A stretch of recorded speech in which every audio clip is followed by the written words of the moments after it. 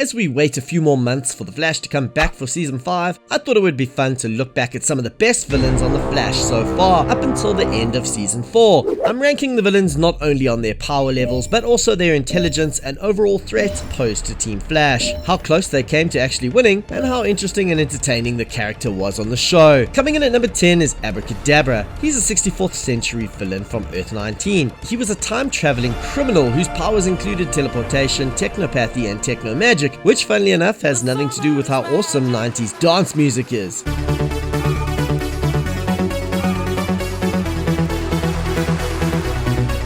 His technology is so advanced that it is indistinguishable from magic, according to Cisco, to borrow a Thor line. He was desperately trying to get back to the 64th century and had murdered Gypsy's former boyfriend/partner at the collection agency. And most famously, he knew the identity of Savitar, back when we all thought it was going to be an awesome reveal. Sam SCUDDER, the Mirror Master, comes in at number 9. Of course, Mirror Master is one of the greatest in the Flash Rogues gallery in the comics, and the live action version was both powerful and menacing. Mirror Master, in the initial timeline when Flash only beat Savitar in 2046, was ruling Central City. However, in the new timeline that was created when Barry defeated Savitar in 2017, Mirror Master is locked up. And what list would be complete without Mark Hamill's Trickster? I am your father. Menacing, hilarious, and entertaining to the last, and probably the closest we'll ever get to Mark Hamill's live-action version of the Joker. I can smell them in your pocket. It's always a treat, so for entertainment and nostalgia value alone, the Trickster comes in at number 8. Coming in at number 7 is Clifford DEVOE, aka the Thinker. Well, up until the season finale, I would have had the Thinker higher up on the list. He was menacing and brilliant. His relationship with his wife Marliese was also a highlight of the season. He had laid this incredible plan, predicting the release of dark matter when the Flash exited the Speed Force, creating 12 bust metahumans. Absorbing their powers made him possibly the most formidable villain we have ever seen, but in the end his whole motivation and endgame was extremely underwhelming. Basically, he wanted to get the human race to devolve in terms of intelligence due to our over-reliance on technology, and this to me seemed a little bit of a thin motivation. And I think perhaps if the show had had Clifford experience some sort of loss at the beginning of his arc in the season to justify this motivation, it would have gone a long way. Don't get me wrong, I still loved season 4, but to be honest, I probably enjoyed the arc of Marliese more than Clifford as a villain. So his thin motivations and underwhelming manner in which he ultimately gets defeated puts him low on the list. Although I must point out that I thought Neil Sunderland's, the actor who played DEVOE, was incredible. It goes without saying that Captain Cold and Heatwave have had one of the most interesting character development arcs in the history of the show.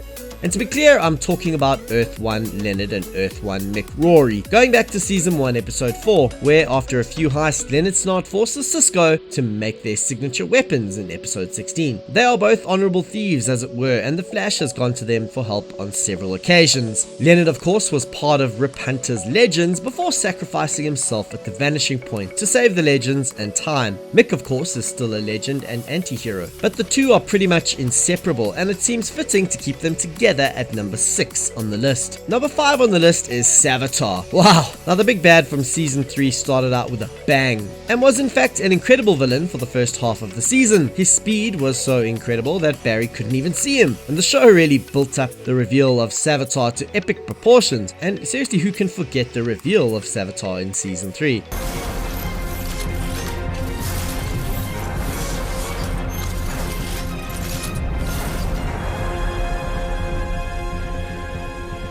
Like I told you from the beginning, I am the future Flash.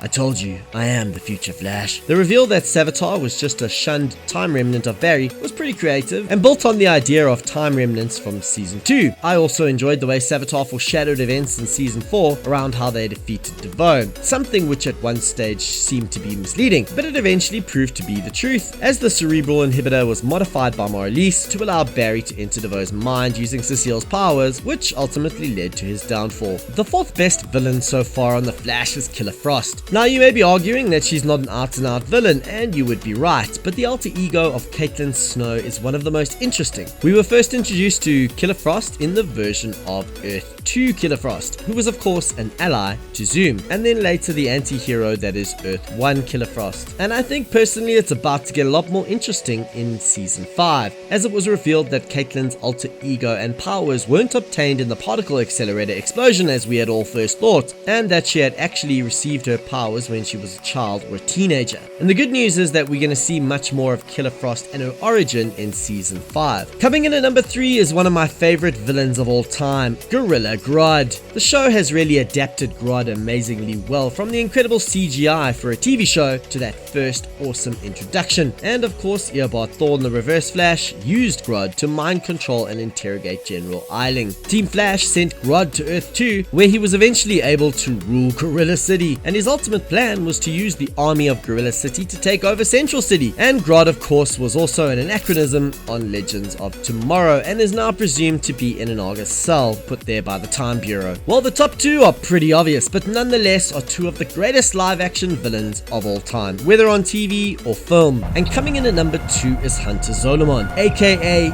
Zoom. Well, this is a complication.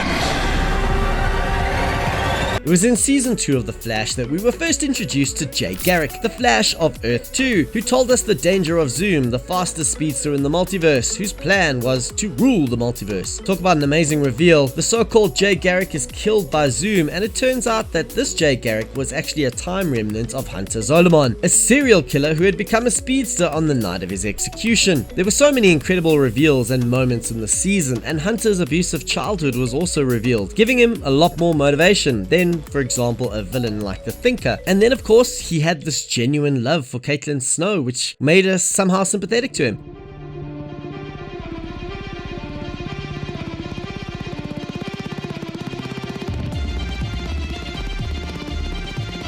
If you want to know that, you're gonna have to catch me. So to be honest, the Reverse Flash is in my opinion the best comic book TV villain of all time. And the twist of Harrison Wells actually turning out to be Eobard Thawne in Season 1, and the identity swapping thing and all the incredible reveals were amazing. I literally still get chills thinking of the first time he revealed himself to Cisco. But to me, you've been dead for centuries. Oh, and just for fun, there's a couple dishonorable mentions. First of all, The Rival. Seriously, what a waste. And then the bug-eyed bandit. Man, whatever. Anyway, let me end this video. So what do you think of the list? Are there any villains that I've overlooked? And what are your lists? Let's have a friendly discussion in the comments below. Hope you enjoyed this video. If you did, like it and then share it. Please subscribe to the channel and enable notifications to make sure that you don't miss out on any new crafty media content. Thanks a lot for watching. Cheers for now.